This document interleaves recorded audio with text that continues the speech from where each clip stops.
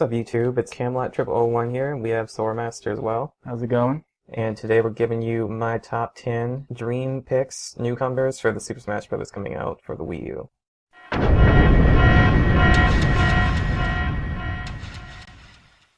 Number 10, Trixie Kong. Trixie Kong. What are we gonna do with her? Use her goddamn hair.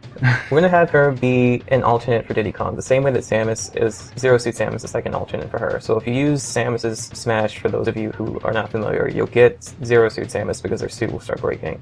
Maybe, I don't know what circumstances we can make. Could it be something like where Diddy Kong just like flies off the map after he does that and Trixie comes in cartwheeling? Yeah, just fucking cartwheeling. She just fucking does that.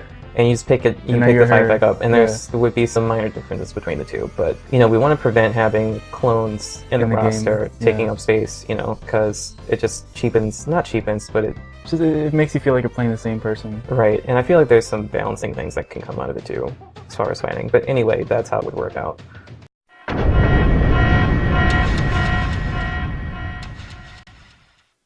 Number 9, we have Luigi, but with the poltergeist. So already we know he's gonna be in there. Yeah, but this is my dream. Much like Luigi has dreams, I have my dreams, and I wanted him to have that vacuum cleaner. I mean, we only saw like a picture of him, kind of like acting like a hot dog. Yeah. So he might have it somewhere as a part of one of his moves or something. Yeah, if anything, something he needs to have is the Luigi's Mansion kind of attack moves. Yeah, especially since this is like the year of Luigi. I mean, like he needs to be like an actual person and have some of his own moves.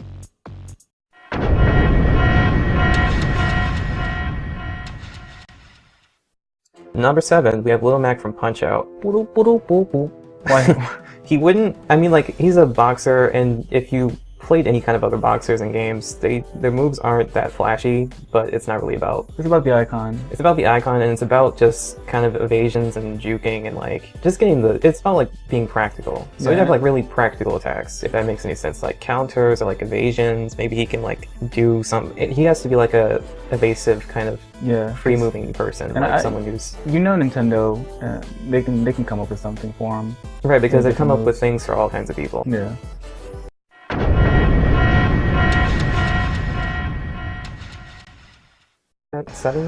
Number 7, Dark Samus from the Metroid. Alright, I don't know Prime who that series. is, so... Dark Samus is, starting from Metroid Prime, sorry, spoilers!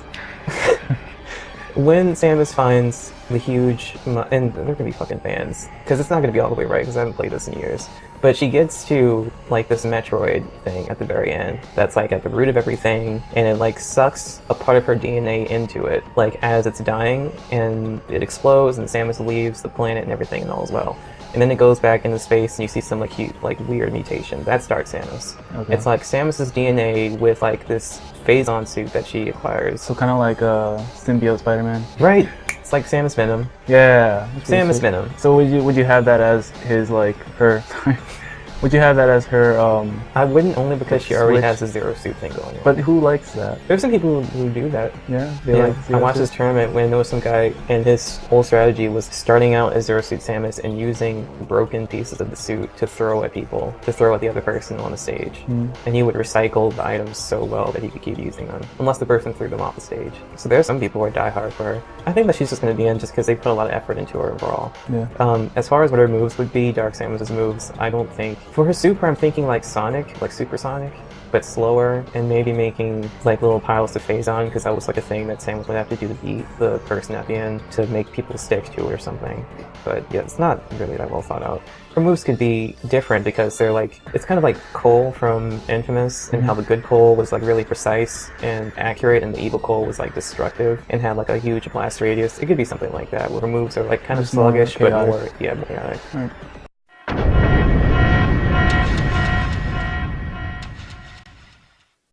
Alright, moving on to number 6. We have Girahim. He's the evil guy from the newest Zelda game, Skyward Sword.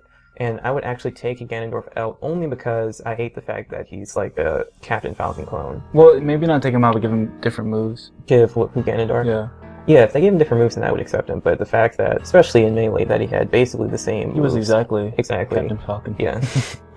I'm like, what did Ganondorf secretly look up to Falcon growing up? But yeah, a lot of people who also make these videos choose Girahim because he's like the most easy to transfer. Like his design is pretty simple. He just has like a cape, and otherwise he's wearing like what looks like a white jumpsuit with like diamonds on the arm. So he's like, you can easily put him in there.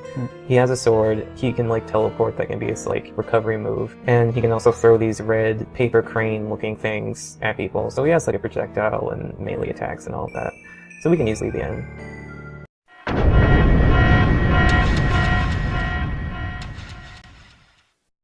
Alright, number 5, we have Paper Mario.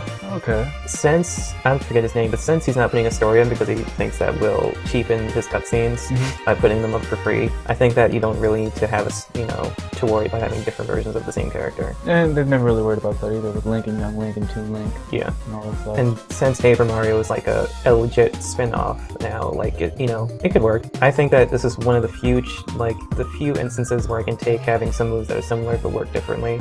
Because the whole paper aspect of his moves could, make them act a certain way. And what I think would be really neat is if some things like the fact that he can counter moves, not counter moves, but he can lessen the damage if he does if you press a button when you're attacked in that game. Or you can make your attacks cause more damage if you do them a certain way. So having that aspect inside the fighting. Right, as far as his character. Like if you throw a fireball and you press if you do something as it's hitting someone, it'll cause more damage or something like that. Like I thought that would be neat. That'd be pretty cool, yeah. Plus he has the hammer that the regular Mario doesn't use, so maybe that can be put in just to spite him. Just for kicks or something like that. Alright.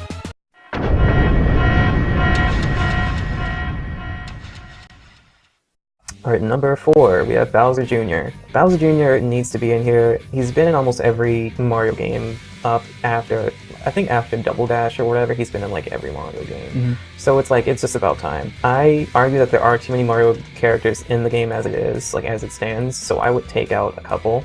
And we could leave that for another video. But as far as Bowser Jr. goes, I would give him that paintbrush from Super Mario Sunshine. And what was the difference that you said between him and Bowser? He would just be a lighter, still kind of a heavy character, which I think would give him an edge, but overall be a faster and more nimble character.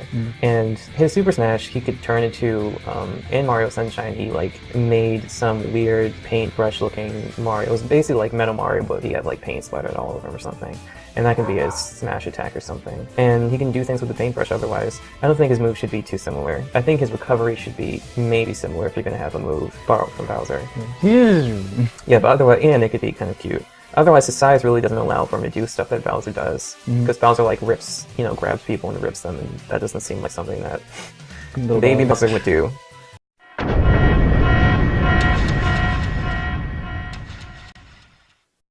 Number 3, we have an Epic Yarn version of Kirby. So Kirby's Epic Yarn was one of those sleeper games or whatever. It was incredibly easy and it was, childish on the outside, but I mean, it still was really charming as hell and people loved it anyway. And so I think that it could totally work. His design could definitely work. You'd have some sort of a similar contrast that Paper Mario would have. Right, because he'd have, I think it would be a nice thing having just different versions of people. Plus, I think it will make him more interesting because in Kirby's Epic Yarn, he doesn't absorb people. He turns into things still, but he doesn't suck up enemies or anything. Okay, so he'd have a set. He'd have a move set. Yeah. So that would be, that would be cool. He could turn into a fire truck or whatever.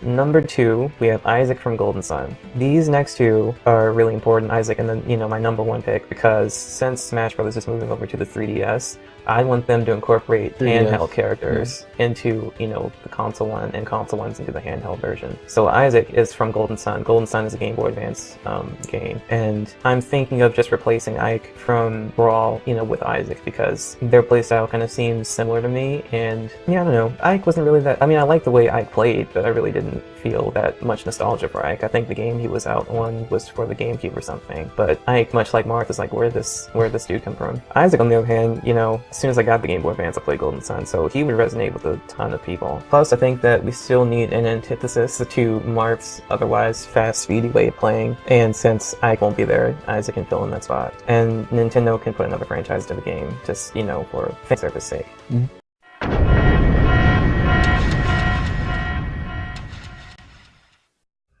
Alright, number 1. Number 1 pick has to go to Andy from Advance Wars. If anybody knows what this franchise is, it started out, I think, on the Game Boy Advance, and it was kind of like Fire Emblem for the OS. I feel like if people weren't kind of too familiar with Fire Emblem because it was too Japanese. I mean, like, Advance Wars was kind of pushed along with Mario when the Advance came out. And it's gotten that weak sauce as a trophy and brawl. Like, there's one thing where you can have, like, tanks from the game come out. And as soon as I saw that, I was like, why isn't anyone from this game in Super Smash Bros.? So what kind of moves do we have? He would be one of those fuck-ass characters like Game & Watch or, like, Rob. He's like that one who's, like, the random one that's, like, nobody knows about except for the hardcore people. And, like, I mean, in other words, I guess what I'm trying to say is I have no fucking clue what what his moves would be. I know that he carries a wrench throughout, like, that's a part of his design. He, like, carries a wrench or something, so you can make him do something with that. Other than that, I mean, in the game, he only just commands, you know, infantry and tanks to move around, so. So some of his things could be like with Olimar, where he sends out a Pikmin, he could send out, like, a tank or something. Right, or even, dare I say, Fat Princess